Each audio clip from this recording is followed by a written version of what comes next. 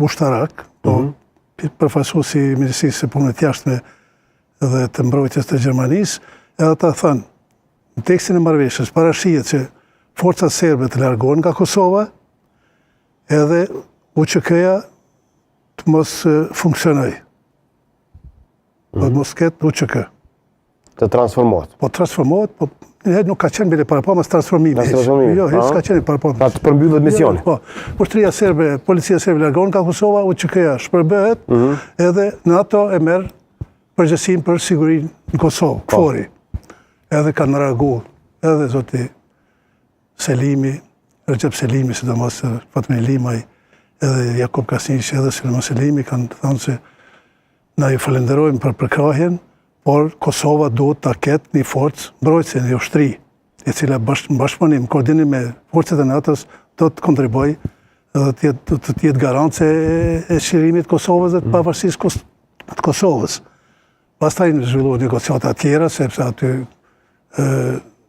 diplomatët kanë një tjetër gjuhë, edhe ka pas presione të mëdha, sigurisht edhe nga Rusia, edhe nga faktorë të tjerë. Dhe pastaj është bën një kompromis që të bëhet transformimi dhe demilitarizimi i UÇK-s, marrëveshja që në shkruministrin e qershor të vitit 90 në komandën e KFOR-it të Prishtinë. Dua të them se çlirimi i Kosovës, pavarësia e Kosovës, që janë arritjet më të mëdha të popullit shqiptar, jo vetëm të Kosovës, por këtë popullit shqiptar, sepse lufta ka qenë e këtë popullit shqiptar. Edhe ne duhet të jemi mirënjohës luftëtarëve të lirisë, sidomos të çmojmë gjakun e dëshmorëve për lirinë dhe pavarësinë e Kosovës, edhe të çmojmë këto vlera, këto janë vlerat të popullit tonë. Nuk janë vlerat një partie ose një grupacioni politik të tonë, por këto vlera këtë popullit tonë, edhe ashtu duhet të çmojmë dhe të vlerësojmë dhe institucionet tona të respektojnë dhe të japin vendin e merituar edhe familjet e dëshmorëve, edhe invalidët e luftës, edhe veteranët e luftës, edhe të përkrajnë më shumë ish drejtuesit të UÇK-s që sot ta kemë si përmbyllje, 26 vjetë më vonë nga ky moment. Në Hag, pa drejtësisht janë në Hag, UÇK-ja është në peshorën e drejtësisë. Nuk është drejtësi, nuk mendoj se aty po dëshmohet një drejtësi ndërkombëtare. Është një gjykatë tërësisht politike. Unë kam raportuar nga gjykata për ish Jugosllavinë, procesin Limaj edhe Haradinaj. Por kam vrejtë edhe kam qenë vetë dëshmitari i kësaj gjykate.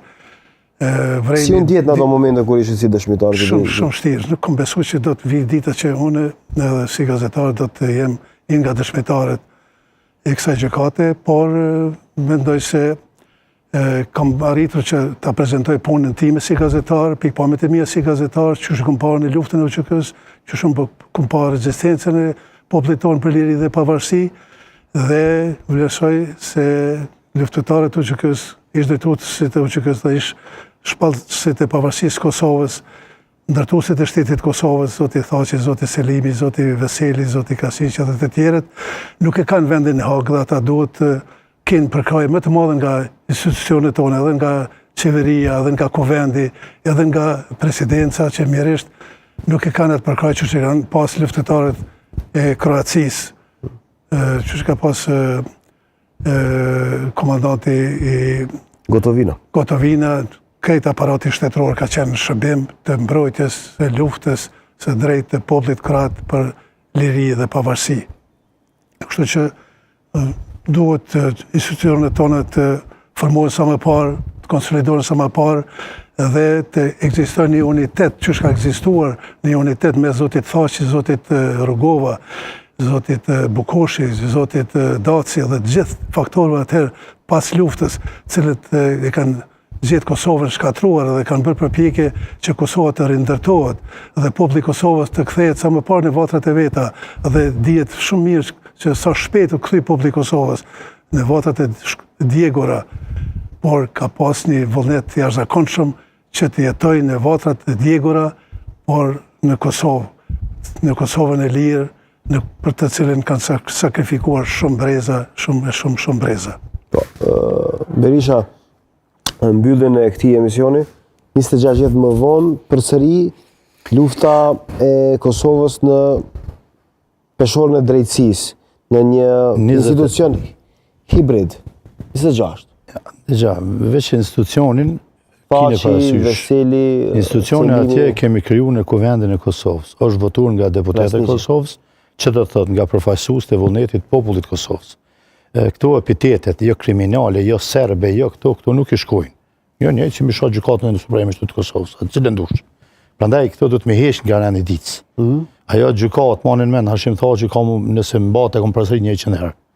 Në histori kam marrë mend kur për deklaratën shpall Kosovën shtet pavarur dhe kur ka boqë gjykatë. Dhe ka sfidu drejtësinë ndërkombëtare, po quaj kushtimisht, apo akuzat ndaj të raportit Dikmartit që është dëmi më i madh diplomatik, politik, përmbajtësor që ka bëu Kosovës është raporti Dikmartit dhe ajo këtë akuzë, i cili tash është raporti Këshillit të Evropës. Dhe baza ligjore dhe mandati i kësaj gjykate determinohet nga ligji që e ka në nerin 4 thotë nga Këshilli i Evropës. Pra, do t'i lojmë ashtu qëndrimet emocionale. Çfarë drejtësie po mbrohet atje? Unë mendoj se është, në romakët e kanë një shprehje, nga njëherë drejtësia më e madhe është pa drejtësia më e madhe. Do të mbetet njoll e zezë e drejtësisë ndërkombëtare. Kjo është evidente. A do të munden me gjetë krimet kryer nga ushtria shqiptare e Kosovës? Kur?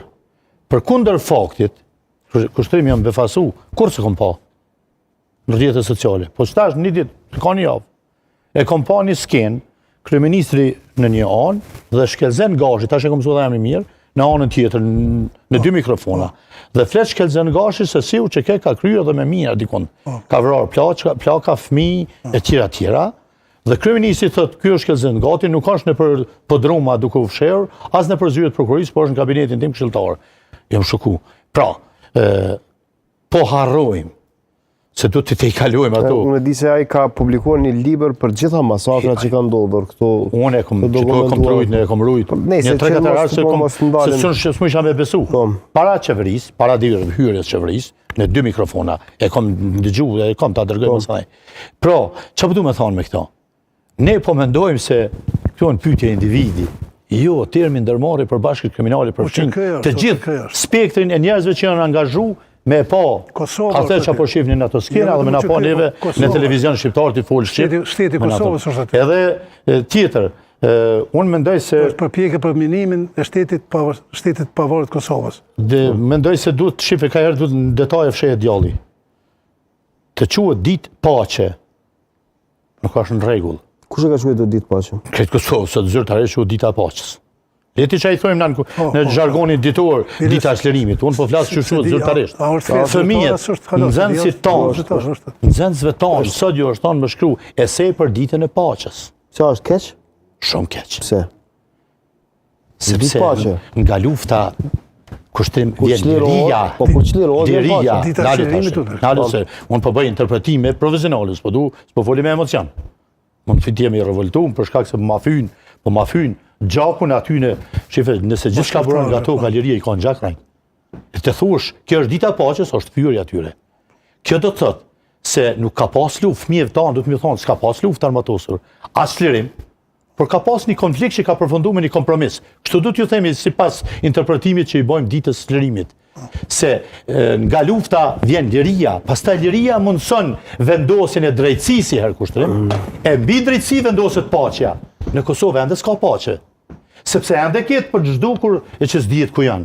Ende ke kriminal serb që janë dënuar, ende s'është dënuar Serbia, ende mbahen lider të luftës së paqes në një gjykim të padrejtë me do akt akuza të stisura nga Shërbimi Sekret i Beogradit, prokuroria serbe, ruse e argat besa këtu brenda vendit tonë.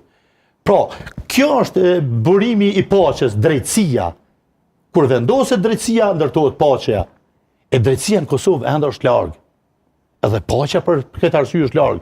Sot është dita e lirisë dhe çlirimit. Unë qëllimisht po i them e lirimit se çja është çorganizim, mobilizim, Edhe s'po përdor çën në aspektin gjuhësor, se duhet me kone ai profesori i gjuhës që shkon te Adriatiku me Naseru.